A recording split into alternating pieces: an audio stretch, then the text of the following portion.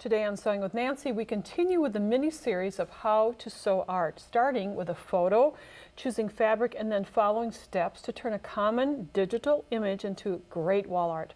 Welcome back, Tammy Bowser, who is really an innovator in this industry, will show us how to transform basic, ordinary batik fabric into fine art. Tammy, it's a treat to have you here.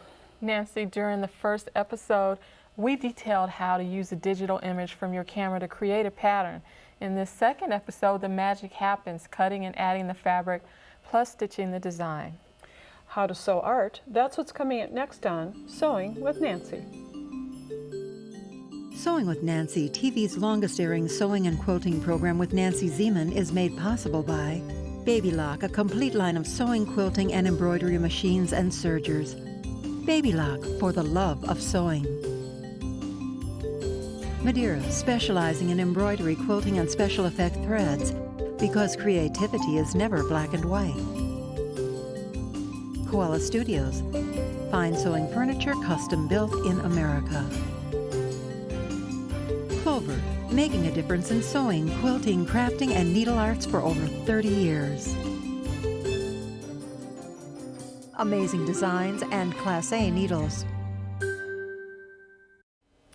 During the first episode of How to Sew Art, Tammy and I showed how to create the pattern, and the pattern that we created is going to make the picture of her granddaddy. Now, we don't expect our viewers to do your granddaddy, right? Of course not.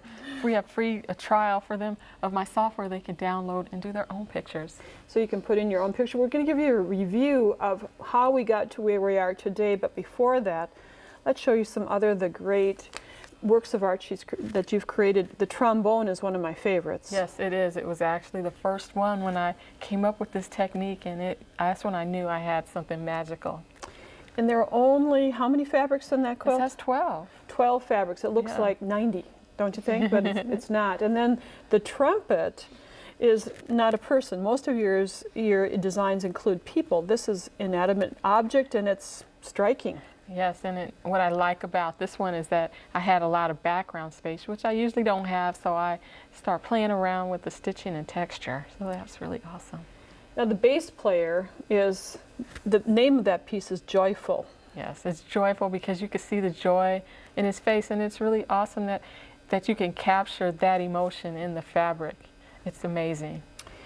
So to work with any art design with the batik fabrics, you're going to start with an image, and the granddaddy image was one of his press shots when he was an actor. Yes. And what a fun shot. Let me get the glare off of there, but it's a big image. Yes, it is a big image. So we learned how to crop the image and just take the most important part, which is his face and his shoulders, and make a nice portrait. So here you can see how it's been cropped, and this is what Tammy was talking about. You can, at howtosew.com, you can get the software to play around with, and then you adjust it to make a pattern. Yes, you adjust it by, first of all, you can crop to whatever portion of the picture you want, and you can decide how many fabrics you want to use. For this technique, we use somewhere between 6 and 12. And on the left side of the software, there's a little knob that you can... just a little slider that lets you choose, and then you also smooth those pixels out with the shape smoothing slider, and that will take away all those little pieces and merge them into bigger pieces. It's really fascinating. And then you hit print, and for this instance there were 9 8.5 by 11 sheets of paper printed out, and I'm just going to show you where this falls on the picture. It's in the upper left hand corner, and I think you can kind of see how the hair continues and the background is there. And all those little dots are numbers. They're numbers 1 through 6 because you chose to have 6 fabrics, and you'll see that in a minute. Yes. And then you tile this together. Yes, and you'll notice it says rows and columns. It has the little numbers for the rows and columns right on the top, and that's to help you put it in order, tape it back together the right way. Doesn't it look fun? Like a cross stitch, but it's going to be a lot faster. And then if you watch the first program at nancyzieman.com, if you missed it, then you'll see how to create a parchment paper, fusible web, and parchment paper. And then, Tammy, you've kind of smoothed out some of the lines. Yes, we were able to determine, since we're going to simplify that background, we found the edge of his hair and his shoulder so that we can make this one big piece and simplify and make it simple. Then the fabrics, Tammy has a great way of auditioning fabrics so that you get 6 fabrics, light to dark, and they aren't going to be all mediums and all lights. They're going to be light to dark. And we auditioned and we use this value isolation tool, and you can see clearly if the fabrics are lighter or darker by just comparing them when you... It's like going to the optometrist and saying, do you like A or B? B or C? Exactly. So we're giving you the little condensed version of how we got to where we are right now, but this is where we ended up in our first episode. And so now we'll set up the table to start making the magic.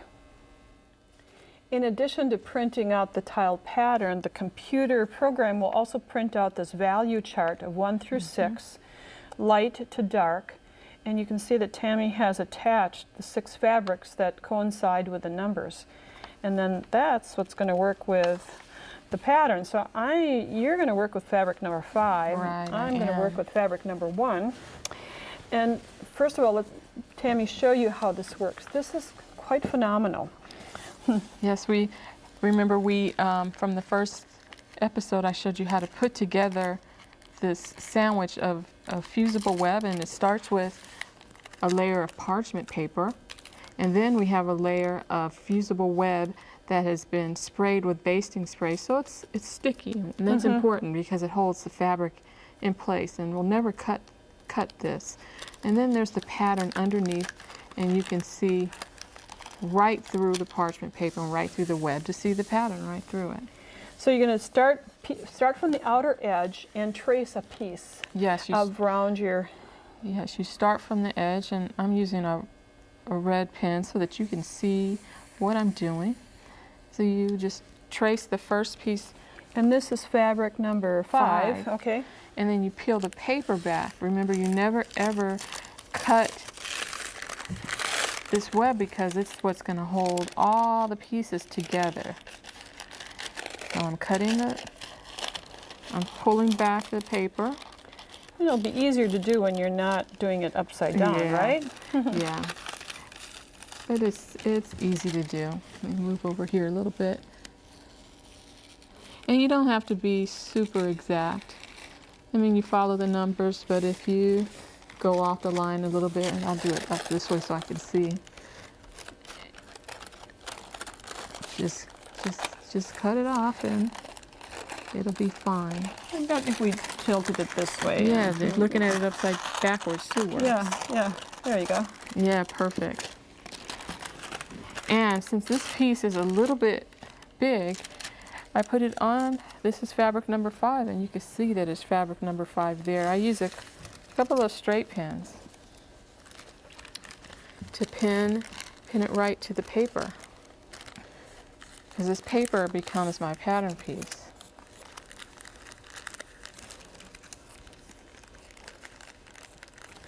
So I'm just putting a few pins so that it doesn't move. And this becomes really important when you have a piece this one is a pretty easy shape. Sure. Kind of a rectangle, but if it's like a really weird shape, you just put more pins to keep it from moving around. Yeah, so you can get the curves and the contours that are there. Yeah, it's a really strange shape. You want to make sure you maintain that shape. Then you just cut around the edge, leaving an 1/8 or a 1/16, just slightly bigger. Again, you don't have to stress out or be too worried about getting it wrong. There's almost no way to get it wrong. We've done all the prep already, so it's pretty guaranteed to be right. Sure. And, you know, Tammy's a really laid-back person, and she takes it one step at a time, and I saw this whole thing, I thought, I'm going to get it all done. Well, you just take it a little bit at a time, and you can accomplish a lot. And after she gets this cut out, then it will stick to the tacky part of the fusible web. And we're almost there, but there's one big chunk of fabric that's done. There we go. So that's the piece, and we take the pins out. And you have right sides up. Yep, right side up. You don't have to remember to do turning something upside down, and then the paper becomes trash. And then you put the fabric right in that spot, and you know exactly where it goes because... Yeah. And it sticks. It sticks.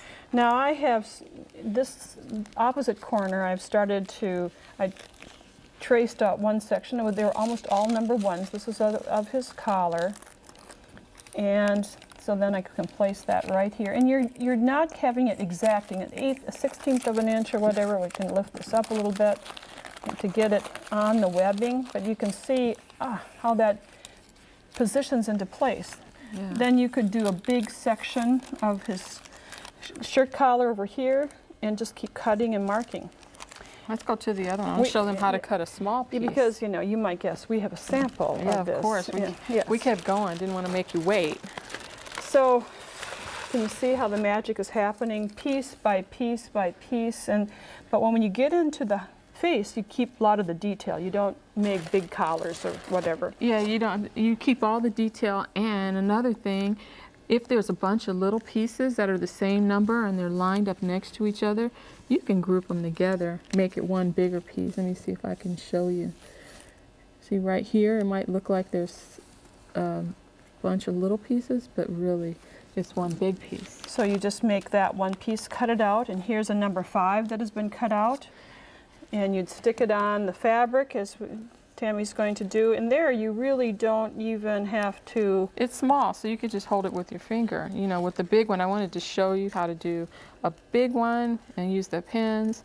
Or if it's small like this one, you could just hold it with your fingers. Okay.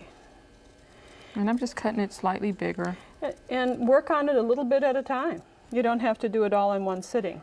Nope, it's just something you do while you're relaxing. If you're normally a little high-strung and stress yourself out, this is the time when you learn to take it easy and relax and follow the plan. And just add piece by piece. I hope you can see how the process is done on this quilt. And the next thing we do after filling in all the images is to do the stitching. After all the pieces have been positioned on the fusible web, it's time to separate the fusible web from the paper backing. Now, I know we didn't get this all completed, but I know Tammy will finish that after the taping of the program. But here you can see that we can just peel away the paper backing, or excuse me, the web from the paper pattern. And then, Tammy, on the design that you're going to do the stitching, you've already backed it with batting and backing fabric. Yes, after peeling off that pattern off the back, I just put the whole webbing and fabric that's attached right on top of the batting and iron it down and fuses it in place so it doesn't move. Now the stitching is going to be free motion stitching, so we're going to lower the feed dogs, drop them or cover them depending upon your machine, place a quilting, a free motion foot on your machine, and then choose threads. And these are variegated threads, much like the batik fabrics we worked with. Choose variegated threads in light, medium, and dark. And do a little auditioning before you do the stitching. Let me peel this back to show you. In this corner we have a medium color, and just unwind some of the threads, lay it on the fabric to see if it blends. You don't want to change the value of the fabric, you just want to enhance it. So use the variegated thread. Cotton works really well for this instance. And then you're going to let some of the magic happen to liven up the fabric that hasn't been stitched. Okay. So when you start stitching, I have a medium here, so I'm going to stitch on this medium fabric, and I'll pick an area and just surround it. That's how in the quilt of the granddaughters you could see the girl's face in the back, because I followed the shapes, and so that made the picture show up in the thread too. So I'll start off by encircling the outside, and then I kind of scribble or do some sort of repeating shape on the inside of that outlined area. I also like doing like little circles too, and I'll show you that in just a second. And after you keep each section, you might even do a different design. And at the end, it looks like you did a whole lot of fancy things, but really it feels like you're doodling. There's nothing wrong with doodling. No, I like doodling myself. So I did that whole little section just that quick. So my suggestion, if you're like nervous about free motion, just practice for a little while and get comfortable with your machine. Make yourself comfortable, and just kind of whatever you do, just do a lot of it. You know, if you have a little crooked line and you just have one crooked line, it's just going to look like crooked lines. But if you have 100 of them, it's going to look like you're a genius. And that you are. Now, Tammy mentioned the granddaughter's art quilt. Well, here you can see it again. The image of Avery and Luella, cute little girls, of course. And then I'd like to show you how she followed when doing the stitching, the image itself. Now, here's a close-up, and these always look much, you get the whole image further away, but as you get closer up, you can see the detail, how she stippled around the edges, and then used different colors of thread. And then as we turn to the wrong side, you can see the face come alive again. So not only do you have an image on the right side, but you have an image on the wrong side.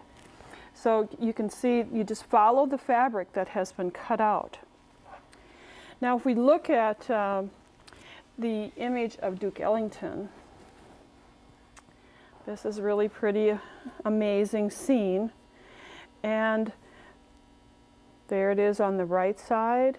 And then, Tammy, you did some changes with the bobbin thread. Yes, I changed the bobbin thread with the top thread, and I was surprised to turn it over and figure out that the picture showed up in the thread on the back in Not color. that you're going to see this, but this is just kind of a surprise, Yes. just surprise image. It's sort of a little special surprise.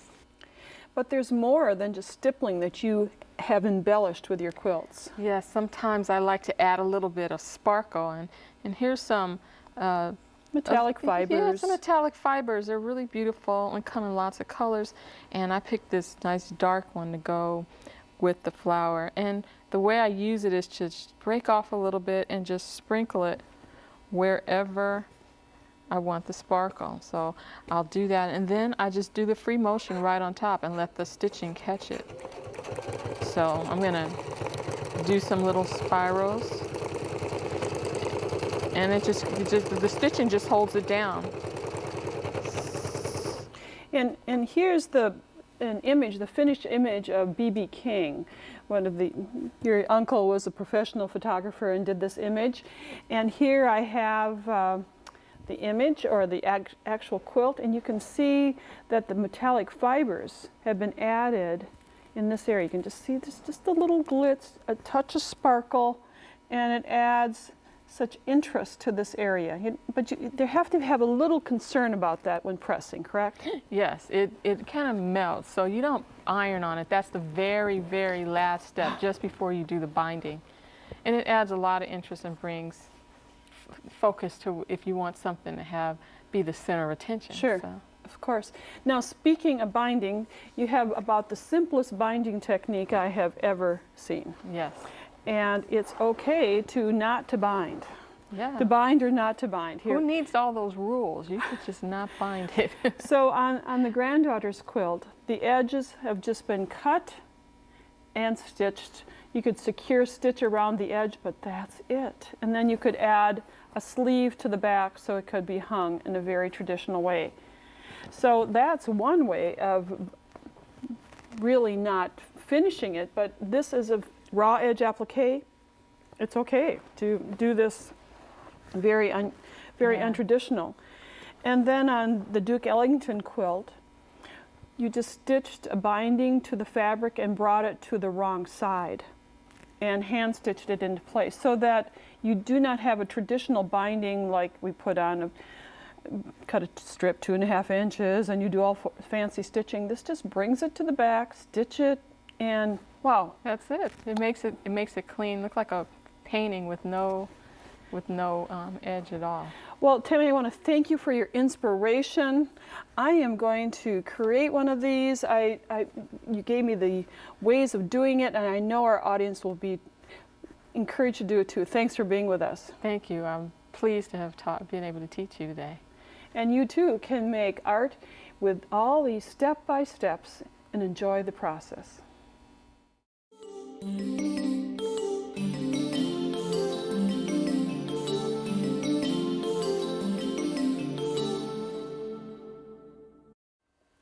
When you think of sewing and quilting, I'm sure some of the first thoughts, of course, are fabric, needle, and thread that come to mind. Well, how about adding the noun song?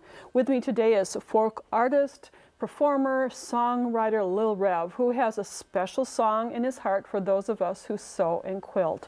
Welcome back to Sewing with Thank Nancy, you. Rev. Yeah, it's good to be back. You know, we got great comments the last time you were on, and it was fun being serenaded. So here you are, back again to sing some more of your historical songs that include quilting.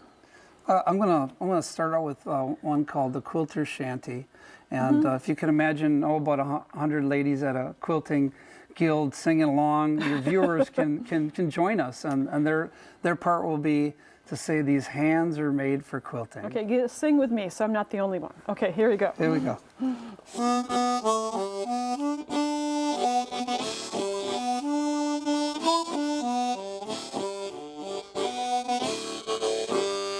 Oh, hand me down my needle and thread.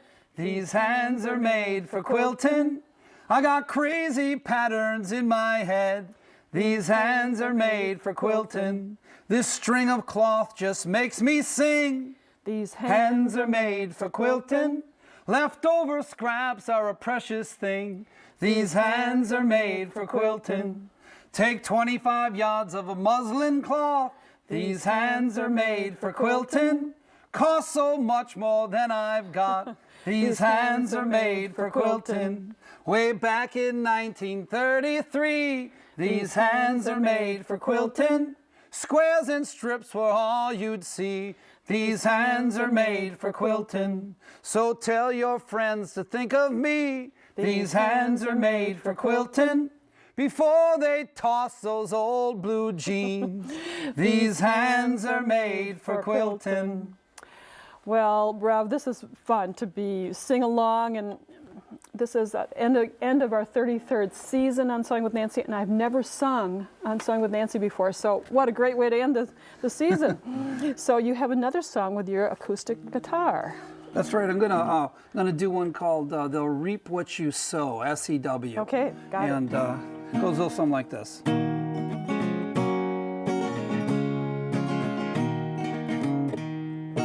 Bees outside were buzzing like a needle turning thread.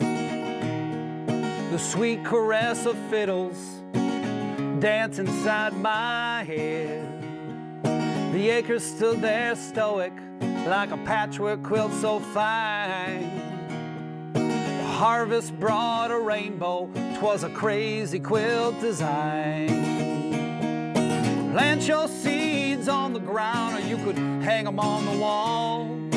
Pass it on and they'll grow up strong, build things that won't fall. When we go out reaping these seeds we have sown, don't think of just tomorrow, for tomorrow it's come and gone. Don't think of just tomorrow, for tomorrow it's but a song. Well, Nancy, if anything, this song should also be dedicated to you for all the years you've inspired us and had the long vision. Well, you're sweet. That makes me feel special. And you give presentations to guilds around the country, and it's quite exciting. Tell our viewers the name of your song and dance routine. So songs like this one. You're not dancing, I know. I'm not dancing this time. Not this time. Okay. The show is called Scraps of Quilting Music, and it's a one-man show of history, song, lore, humor, and poetry on half a dozen instruments or so, and mostly for museums, quilting guilds, and performing arts centers. And what a great way, I mean, to put our craft and art and to combine your historical view with music. I really enjoy hearing you and being part of your Thank you. Sing along with Nancy. Well, thanks again, Mark. And as we take out the show, why don't you strum a little along? You got it. Okay. Well, if you've enjoyed this program of Sewing with Nancy, you can watch more online at nancyzeman.com, where you can watch the first episode and the second episode and a whole bunch of other episodes of Sewing with Nancy, the How to Sew artwork with Tammy. And also, if you click on Nancy's Corner, you can connect with Rev and all of our other Nancy's Corner guests. So, thanks for joining us on Sewing with Nancy. Thank you, Rev, for being with us. And as I end all of my programs, bye for now. Tammy Bowser has written the book How to Sew Art, which is the reference for this two-part series. The book includes core concepts for making sewing art easy using the contoured pixel technique. Each book comes with a free online video course to guide you. It's $21.99 plus shipping and handling. To order the book, call 800-336-8373 or visit our website at sewingwithnancy.com/2825. Order item BK2825. To pay by check or money order, call the number on the screen for details. Visit Nancy's website at nancyzeman.com to see additional episodes, Nancy's blog, and more. Sewing with Nancy, TV's longest-airing sewing and quilting program with Nancy Zeman, has been brought to you by Baby Lock, Madeira Threads, Koala Studios, Clover, Amazing Designs, and Class A Needles. Closed captioning funding provided by Pellon.